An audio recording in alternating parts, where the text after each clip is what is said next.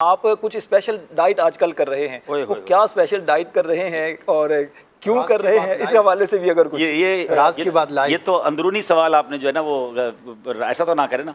मैं डायबिटिक का पेशेंट हूँ, 10-12 साल शुगर का जो मरीज होता है ना, मुझे जानते हैं, जितना मेरा ट्रैवल है, जितना मेरा शेड्यूल है, शुगर के मरीज के लिए ये सब चीज़ें कैरी करना इतना आसान नहीं है। मगर मेरे साथ हुआ ये कि मैं पहले तो ठीक चलता रहा, मगर अब से 6 महीने यानी 1 साल पहले से मेरी शुगर ने इंक्रीज़ करना शुरू किया और मैं अल्हम्दुलिल्लाह उसको प्रॉपर्ली करता रहा। और 6 महीने पहले मेरी शुगर जो है वो काफ़ी ज़्यादा हो गई। अब मैं कंफ्यूज था कि मैं मीठा नहीं खा रहा हूँ और बहुत कम खा रहा हूँ और मैं अपनी डाइट को कंट्रोल भी कर रहा हूँ, मैं ज़्यादा भी नहीं खा रहा, लेकिन मैं अपनी शुगर को पकड़ नहीं पा रहा था और वो कंटिन्यू बढ़ती जा रही थी। फिर मेरी नज़र से एक फार्मूला गुजरा और वो फार्मूला है GPS।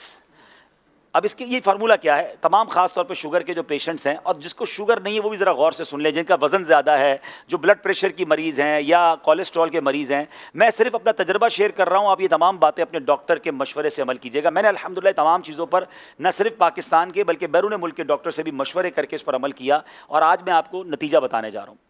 तो मेरी शुगर जो थी, चले बता देता हूँ, मेरी शुगर 9.9 तक पहुँच गई, बढ़ते बढ़ते 9.9 तक पहुँच गई, जो कि HB1C जो होती है 3 महीने की शुगर, और ये ग्रेजुअली बढ़ती गई, 7 से करते करते 8 पहुँची, 9 पहुँची और 9। मैंने कहा ये क्या हो रहा है, क्यों नहीं रुक रही शुगर, दवाइयाँ चेंज करके देख ली। तो फिर वो GPS फार्मूला मेरी नज़र से गुजरा कि शुगर सिर्फ मीठा खाने से नहीं होती है, ये 3 चीज़ें हैं, G for grains, P for potato, S for sugar. ये 3 चीज़ें अगर आप छोड़ दें तो आप बग़ैर दवाई के शुगर पे काबू पा सकते हैं। मैं ऐसे कई लोगों को जानता हूं कि जो पहले 2 दवाइयाँ खाते थे, फिर उनकी शुगर 2-5 साल बाद दवाइयों ने असर ख़त्म किया, वो 4 टैबलेट पे पहुंचते हैं, फिर दवाइयों असर ख़त्म करती है, वो इंसुलिन पर पहुंचते हैं और एक वक्त आता है कि उनकी 25-30 साल पुरानी शुगर के बाद इंसुलिन भी काम नहीं करती है और फिर बेचारे आज़ा कटते हमने लोगों के देखे। तो अब इस फार्मूले का जो मुझे बताया गया कि इस फार्मूले पर अमल करने से आप शुगर को रिवर्स कर लेंगे और आप दवाइयाँ भी छूट जाएंगी, पहले तो मुझे यकीन नहीं आया, मगर अब मैंने खुद अमल करना शुरू किया। अब उसका थोड़ा सा अमल मुश्किल ये है कि उसमें ग्रेन्स यानी आपको उसमें रोटी छोड़नी पड़ेगी, उसमें आपको चावल छोड़ना पड़ेगा, अनाज जो है ना वो छोड़ना पड़ेगा, क्योंकि ये डायरेक्टली कार्बोहाइड्रेट्स हैं। मुझे पता चला कि एक रोटी 4 चीनी जितना अंदर जाके काम कर रही है, वो चीनी नहीं है उसमें, लेकिन वो अंदर जाके कार्बोहाइड्रेट्स उतने बना रही है। अगर आपने 2 या 3 रोटियां खा ली हैं तो आपने 12-15 चम्मच शुगर खा ली समझ लें, और तो शुगर कहाँ से कम होगी। तो अब रोटी को छोड़ना था। अच्छा, रोटी मेरे लिए इतना मसला नहीं था, हम मेमनों के लिए चावल बड़ा मसला है, हम चावल बहुत खाते हैं, तो चावल छोड़ना था, रोटी छोड़नी थी, पोटैटो खैर वैसे भी इतना ज़्यादा मरगूब नहीं था, और शुगर वाली तमाम चीज़ें, बेकरी की तमाम आइटम्स। राशिद भाई, अल्लाह की रहमत से मैंने ये करते हुए मुझे 4 महीने हो गए। आज 4 महीने बाद अल्हम्दुलिल्लाह मैं आपको बताऊं, मैंने ईद के यानी एक दिन पहले 2 दिन पहले टेस्ट करवाया है, मेरी शुगर 7.8 हो गई है, 9.9 से 7.8 हो गई है। और मज़े की बात यह कि पिछले 2 महीनों से मैंने दवाई खाना भी छोड़ दी है, ये मैंने दवाई के बगैर रिकवर किया। अगर मैं दवाई खा रहा होता तो ये 6.5 हो चुकी होती, लेकिन मैं क्यों अपने अंदर केमिकल डालूं। मैं डॉक्टर से मुसलसल मशवरा करता रहा, तो डॉक्टर साहब ने कहा आप चेक करते रहे और कम हो रही है तो अब आधी आधी करते रहे दवाएं। तो अब मैं इस पोजीशन में हूं कि मैं पूरे दिन में अल्हम्दुलिल्लाह दवाई नहीं खाता हूं। फिर उसके बाद मुझे फ़ायदा ये हुआ, मेरा कोलेस्ट्रॉल था 220, 2 महीने पहले की बात कर रहा हूं, और आज कल की रिपोर्ट के मुताबिक 146 हो चुका है, विदाउट एनी मेडिसिन, सिर्फ मैंने डाइट से इसको कंट्रोल किया है। कुछ फैटी लिवर के भी प्रॉब्लम्स थे, वो कम हो गए अल्हम्दुलिल्लाह, और भी बहुत सारी चीज़ें। मेरा तकरीबन 7 किलो वज़न कम हो गया।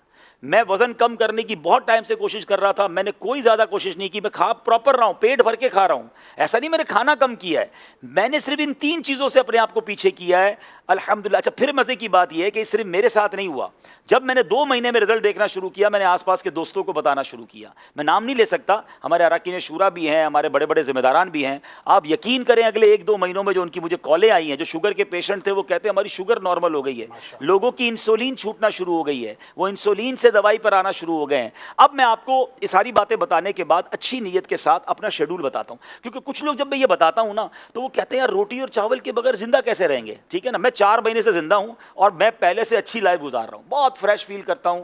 अब उसका तरीका क्या है मैं आपको समझाता हूं। पहले तो जब तक आप इसको साइड पे करेंगे ना तो फिर आपको चीज़ें बहुत सारी नज़र आना शुरू हो जाएंगी। पहले तो हमें नज़र एक ही चीज़ आती है ना कि भाई 3 रोटियां खानी है रोज़ की या 2 प्लेट चावल खाने हैं।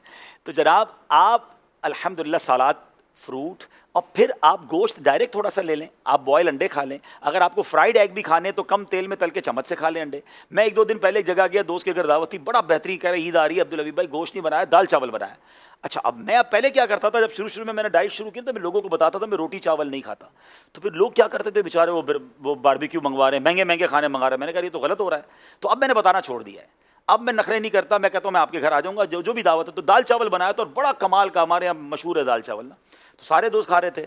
तो मैंने कहा आप क्या खाएंगे, मैंने बिल्कुल खाऊंगा। मैंने लिया, मैंने दाल की प्लेट भरी, उसमें लौकी शरीफ निकाली और मैं चम्मच से दाल खाने लगा। मैंने लौकी खाई, हर दस्तरखान पे थोड़ा बहुत तो सलाद होता है, मैंने सलाद खाया। देखिए एक फार्मूला अगर आपको समझ आ जाए ना, कि आपके वजन का 1% आपका पेट होता है। किसी का 80 किलो वजन है, उसका 800 ग्राम में पेट भरेगा।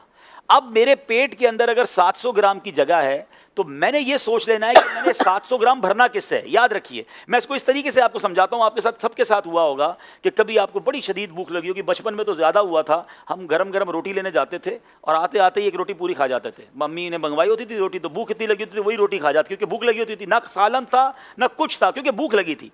और ऐसा भी हुआ होगा कि आपने कभी दोस्तों के साथ दाल चावल खाया होगा या दाल रोटी खाई होगी, पेट भर गया। अब दुनिया की बेहतरीन चीज़ आपके सामने आ जाए तो आप क्या कहते हैं, यार अब तो पेट भर गया। इट मीन्स पेट ही भरना है, लज्जत तो ज़बान तक है। तो अगर आप इस 700 ग्राम की इस प्रॉपर थैली को अच्छी चीज़ों से भर लेते हैं तो आपको फिर ख़त्म हो जाएगा चैप्टर, आपका पेट भर जाएगा।